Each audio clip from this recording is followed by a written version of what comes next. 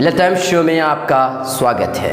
मैं हूं दिन भर की बड़ी खबरों के साथ मुनव्वर आलम। इस शो में आज हम बात करेंगे किस देश ने मुस्लिम महिलाओं को बुर्का पहनने पर लगा दी पाबंदी। आखिर क्यों चीन मुस्लिम बच्चों और बच्चियों को अपनी फैमिली से अलग कर देता है ट्रेनिंग। इसके अलावा एक एक्सक्लूसिव खबर भी आप तक पहुंचाएंगे। इससे पहले कि हम पूरी खबरें आप तक तफसील से पहुंचाएं, एक नज़र हेडलाइंस पर। जम्मू कश्मीर के अनंतनाग जिले में शनिवार को अमरनाथ यात्रियों से भरी 2 बसें आपस में टकरा गईं। इस हादसे में 20 श्रद्धालु घायल हो गए, जिनमें 2 लोगों को गंभीर चोटें आई हैं। घायलों को नजदीकी अस्पताल में भर्ती कराया गया है। यह दुर्घटना दोपहर 2:20 के करीब घटी। कर्नाटक के एचडी कुमारस्वामी सरकार पर संकट पूरी तरह से लहरा रही है। जीडीएस कांग्रेस गठबंधन के कई विधायकों ने इस्तीफा दे दिया है। इस इस्तीफा देने वाले कांग्रेस के 3 विधायकों ने मांग की है कि एचडी कुमारस्वामी को हटा करके सिद्धरामैया को कर्नाटक का मुख्यमंत्री बनाया जाए। दिल्ली से सरकारी स्कूलों में सीसीटीवी कैमरे लगने का काम शुरू हो चुका है। इसकी शुरुआत आज दिल्ली के सीएम अरविंद केजरीवाल ने की। इस अवसर पर उन्होंने कहा कि इस योजना के पूरे होने से छात्रों के माता पिता कक्षा का लाइव प्रसारण अपने फोन पर देख सकेंगे। प्रधानमंत्री नरेंद्र मोदी शनिवार को अपने संसदीय क्षेत्र वाराणसी के दौरे पर थे। इस दौरान उन्होंने वित्त मंत्री निर्मला सीतारमण द्वारा शुक्रवार को पेश किए गए बजट की काफ़ी तारीफ की। उन्होंने कहा कि सरकार का लक्ष्य है कि देश की अर्थव्यवस्था को 5 ट्रिलियन बनाना। बजट में इसके अलावा और भी बहुत सारी चीज़ें हैं। अब खबरें तफसील से। मुसलमान मुल्क ट्यूनिस ने तमाम सरकारी दफातर में ख़वातीन के चेहरे के मुकम्मल पर्दे या नकाब पर पाबंदी आयद कर दी है। वज़ीर आज़म यूसुफ शाहिद के मुताबिक ये फैसला सलामती की खदशात के बायस किया गया है। शिमाली अफ्रीका मुल्क ट्यूनिस के दारुल हुकूमत में जून के अवाखिर में होने वाले 2 खुदकश हमलों के बाद वज़ीर आज़म यूसुफ शाहिद ने मुल्क भर की सरकारी इमारतों में ख़वातीन के नकाब पर पाबंदी लगा दी है। उन हमलों में 2 अफराद हलाक जबकि दीगर 7 जख्मी हो गए थे। वज़ीर आज़म के दफ्तर से जारी होने वाले एक बयान में कहा गया है कि हुकूमत ने अवामी इंतज़ामिया और सरकारी इदारों तक ऐसी तमाम ख़वातीन की रसाई रोक दी है जिन्होंने नकाब किया हुआ होगा। ये फैसला सिक्योरिटी खदशात की बुनियाद पर किया गया है। गुज़िश्ता जुमेरात को ट्यूनिस में हमलों के मास्टरमाइंड ने दारुल हुकूमत के मज़ाफ़ात में खुद को बम धमाके से उड़ा लिया था ताकि वो गिरफ्तारी से बच सके। आयरी शाहिदीन के मुताबिक इस मबीना मुल्ज़िम ने खुद को बचाने के लिए एक बुर्का पहन रखा था। ट्यूनिस हुकूमत ने फरवरी 2014 में पुलिस को हिदायत जारी की थी कि मुकम्मल नकाब करने वालों पर सख्त निगाह रखी जाए। ये हुक्मनामा भी इंसदाद दहशतगर्दी के लिए जारी किया गया था ताकि दहशतगर्दी में मुलविस अफराद भेस बदल करके फरार होने में कामयाब ना हो सके।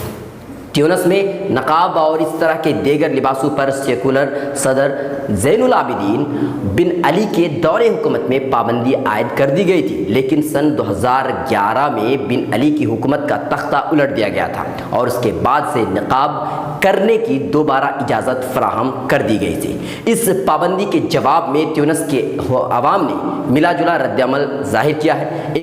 एक नई रिसर्च के मुताबिक शिनजियांग सूबे में चीन मुसलसल मुस्लिम बच्चों को उनकी फैमिली, मजहबी अकायद और ज़ुबानों से अलग कर रहा है।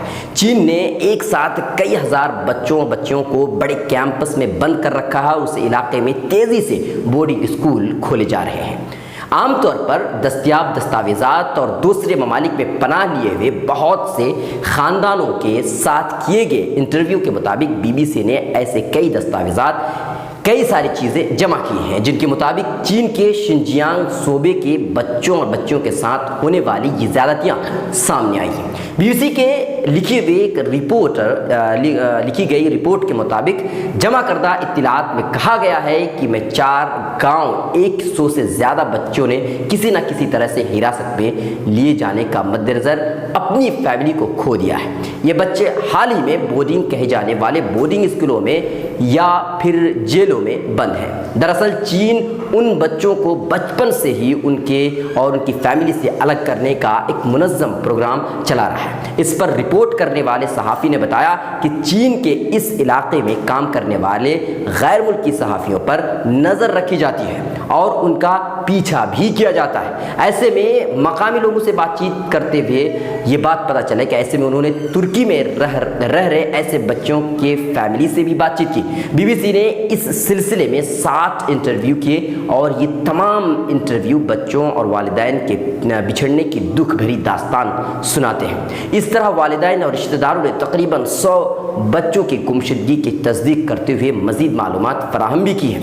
ये सभी लोग चीन के शिनजियांग में आबाद उइगुर बिरादरी से ताल्लुक़ रखते हैं। चीन की इस बिरादरी के तुर्की से भी नज़दीकी रिश्ते हैं। ऐसे में हज़ारों की तादाद में चीन के इस शोबे से मुसलमान तुर्की में पढ़ने, तिजारत करने या फिर फैमिली से मिलने या अपने चीन की तरफ इस बिरादरी पर पड़ रहे मजहबी दबाव से बचने के लिए तुर्की भाग जाते हैं। बीबीसी की रिपोर्ट के मुताबिक इस्तांबुल के बड़े हॉल में दर्जन अफराद अपनी कहानियां सुनाने के लिए बेताब थे।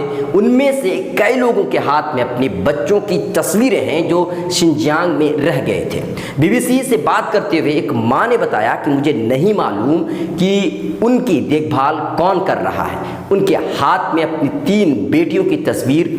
वो मज़ीद कहती है कि मेरा उन बच्चों से कोई राब्ता नहीं है। एक और वालिदा अपने 3 बेटों और एक बेटी की तस्वीर लिए अपने आंसू पोंछ रही थी। उन्होंने बताया कि मैंने सुना है उन्हें एक यतीम खाने में ले जाया जा चुका है। ये तमाम लोग और उइगुर जो तुर्की नस्ल मुसलमान हैं और चीन के मगरबी इलाके में आबाद रहे हैं, जहां उनकी तादाद तकरीबन 1 करोड़ 10 लाख है।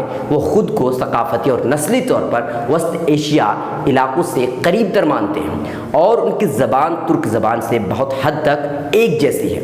गुज़िश्ता 3 बरसों से जब से चीनी हुकूमत ने हज़ारों उइगुर मुसलमानों और दूसरी अक़लियतों से ताल्लुक़ रखने वाले अफराद को हिरासत में लेना शुरू किया है, कई लोग चीन में फंस भी गए हैं। हालांकि चीन का कहना यह है कि उइगुरों को वोकेशनल ट्रेनिंग सेंटर्स में तालीम दी जा रही है ताकि वो मजहबी इंतहा पसंदी का मुकाबला कर सकें। लेकिन सबूतों के मुताबिक कई लोग सिर्फ अपने मजहब की इजहार जैसे नमाज पढ़ने या निकाब ओढ़ने या दूसरे ममालिक जैसे तुर्की में बसने वालों से ताल्लुकात रखने पर हिरासत में लिए गए हैं। हाई कोर्ट और सुप्रीम कोर्ट के जजों की तकर्री से मुतालिक सवाल उठाने वाले और पीएम नरेंद्र मोदी को खत लिखने वाले इलाहाबाद हाई कोर्ट के जस्टिस रंगनाथ पांडे की अलविदाई यानी कि फेयरवेल तकरीब को मनसूख कर दी गई। ऐसा तस्वुर किया जा रहा है कि रंगनाथ पांडे के जरिए पीएम मोदी को खत भेजकर जजों की तकर्री पर सवाल उठाए जाने के बाद ये तनाज़ुर पैदा हुआ है। काबिल गौर ये है कि रिटायरमेंट वाले दिन पर जज के लिए अलविदाइया यानी कि फेयरवेल दिया जाता है। रिवायती तौर पर ऐसा होता है। रंगनाथ पांडे के रिटायरमेंट वाले दिन यानी जुमेरात को ये तकरीब होने वाली थी, लेकिन उसे रद्द कर दिया गया यानी कि मनसूख, ये प्रोग्राम मनसूख कर दिया गया था। वाज़ेह रहे कि इलाहाबाद हाई कोर्ट के जस्टिस रंगनाथ पांडे ने पीएम नरेंद्र मोदी को खत लिख करके जजों की तकर्री पर संगीन सवाल खड़े किए थे। जस्टिस रंगनाथ पांडे ने लिखा था कि जजों की तकर्री में कोई भी मुतय्यन पैमाना नहीं है और तकर्री की असल बुनियाद नस्ल और ज़ात होती है। जस्टिस रंगनाथ पांडे ने पीएम नरेंद्र मोदी को भेजे गए खत में लिखा था, जजों का इंतखाब बंद कमरों में चाय की दावत पर किया जाता है, जिसकी असल बुनियाद जजों की पैरवी और उनका पसंदीदा होता है। उन्होंने मजीद लिखा है कि 34 साल की सर्विस में उन्हें कई बार हाई कोर्ट और सुप्रीम कोर्ट के जजों को देखने का मौका मिला। कई जजों को कानून के बारे में काबिल कदर जानकारी भी नहीं है। कई जजों को तो कानून की छोटी बातों के बारे में भी नहीं पता है। उन्होंने लिखा था कि कॉलेजियम की अराकीन के पसंदीदा होने की बुनियाद पर जज मुकर्रर कर दिए जाते हैं। ये सूरत हाल है और ये बहुत ही अफसोसनाक बात है। नोबेल पुरस्कार विजेता अर्थशास्त्री अमर्त्य सेन ने पश्चिम बंगाल में सालों हुकूमत करने वाली वाम मोर्चों की सरकार पर बड़ा बयान दिया है। उन्होंने कहा है कि सरकार के दौरान राज्य में भूमि सुधार कार्यक्रम तो बहुत अच्छी तरह से चलाया गया था, लेकिन उद्योग को यानी कि सनात को पूरी तरह से बर्बाद कर दिया था। जादवपुर यूनिवर्सिटी में शुक्रवार को जन व्याख्यान एक प्रोग्राम में अर्थशास्त्री अमर्त्य सेन ने कहा कि पश्चिम बंगाल पूरी बंगाली पहचान को बढ़ाने में और इस लिहाज से बांग्लादेश से पिछड़ गया है। अमृत सैन ने कहा कि बहुत अच्छी तरह से भूमि सुधार का काम तो किया गया था और निश्चित तौर पर इसका श्रेय वाम दलों को जाता है, लेकिन इसके उलट उद्योग यानी कि सनअत पूरी तरह से बर्बाद हो गए। अमृत सैन ने कहा कि इस पर चर्चा करने की ज़रूरत है कि पश्चिम बंगाल संयुक्त बंगाली पहचान को आगे बढ़ाने के लिहाज से क्यों आखिर पीछे रह गया। अपने छात्र जीवन में मार्क्सी नज़रिए से प्रभावित रहे अर्थशास्त्री ने कहा कि केरल, तमिलनाडु, हिमाचल प्रदेश जैसे राज्यों की तुलना में भी पश्चिम बंगाल शिक्षा और स्वास्थ्य सुविधा प्रदान करने में पीछे है। उन्होंने कहा कि पश्चिम बंगाल को इस ओर ध्यान देने की ज़रूरत है। उन्होंने आगे कहा कि माँ दुर्गे के जयकार की तरह जय श्री राम का नारा बंगाली संस्कृति से नहीं जुड़ा है और इसका इस्तेमाल लोगों को पीटने के बहाने के तौर पर भी किया जाता है। अब एक एक्सक्लूसिव खबर है, एक ऐसी खबर जिसे सुनकर शायद, जिसे देखकर शायद आप सोच में पड़ जाएं। एक ऐसा मामला जिसने एक बेगुनाह को जेल तक पहुंचा दिया, जैसे कि वहाँ की आवाम का मानना है। ऐसा मामला जिसने एक बेगुनाह को जेल में भेज दिया। ये मामला है अलीगढ़ का। ऊपर चलेगा ना। गर्मी कितनी लग रही है बे, थोड़ा उतना नहीं है यार, समझ नहीं आता है। अब एक एक्सक्लूसिव खबर है, एक ऐसी खबर जिसे देख शायद आप सोचे पड़ जाए। एक ऐसा मामला जिसने एक बेगुनाह को जेल तक पहुंचा दिया, जैसा कि वहां की आवाम का मानना है। मामला है अलीगढ़ की ट्विंकल शर्मा की। अलीगढ़ के टिप्पल में गुज़िश्ता माह 2.5 साल की ट्विंकल शर्मा का कत्ल हो गया था। इस मामले में पुलिस ने जाहिद, उनकी बीवी, भाई मेहदी हसन और एक शख्स असलम को गिरफ्तार कर रखा है। इन सभी पर 2.5 साला ट्विंकल खन्ना के साथ इज्तिमाई इस्मत दरी, कत्ल, अगवा कई तरह के केस दर्ज हैं। जाहिद हुसैन और दीगर मुलजिमों के खिलाफ अब तक किसी तरह का कोई सबूत नहीं मिल सका है। ताहम मुतासिरा की फैमिली और शिद्दत पसंद हिंदू अनासिर मुतालबा है कि जाहिद हुसैन ही मुजरिम है और बगैर किसी सबूत के उसे फांसी दे दी जाए। जाहिद की तरफ से अलीगढ़ बार एसोसिएशन ने किसी भी वकील के मुकदमे की पैरवी करने पर भी पाबंदी आयद कर रखी है। इस मामले में अब तक 2 समाअत हो चुकी है और एक भी सबूत नहीं मिल सका है। गांव के लोगों का इस बारे में कहना है कि जाहिद हुसैन और उस मामले में गिरफ्तार उनकी बीवी, उनके भाई पूरी तरह से बेकसूर है।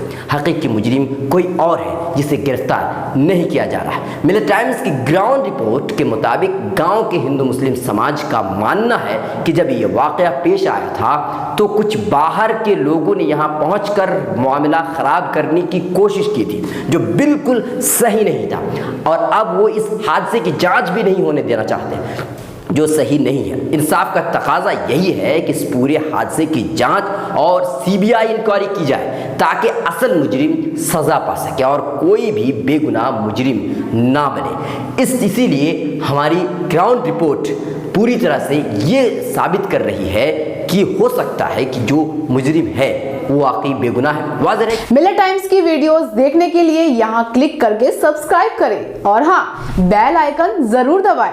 अगर फेसबुक पर देख रहे हैं तो पेज लाइक करें। ताज़ा तरीन खबरों और मज़ामीन के लिए विजिट करें हमारी वेबसाइट www.millettimes.com। हमारी ये वेबसाइट उर्दू, हिंदी, इंग्लिश तीनों लैंग्वेज में मौजूद है।